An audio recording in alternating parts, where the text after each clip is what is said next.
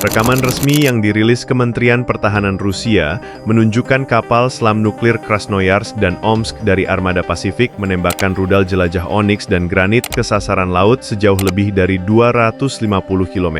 Semua rudal mengenai target dengan akurat, menunjukkan kemampuan serangan presisi kapal selam Rusia. Kedua kapal selam ini merupakan kapal multiperan berkemampuan nuklir, bisa meluncurkan rudal dari jarak jauh dan beroperasi lama di laut tanpa terdeteksi. Latihan dilakukan di Laut Okhotsk, memperlihatkan kesiapan Rusia menjaga keamanan laut di wilayah Pasifik Utara dan kemampuan kapal selamnya beroperasi efektif jauh dari pangkalan.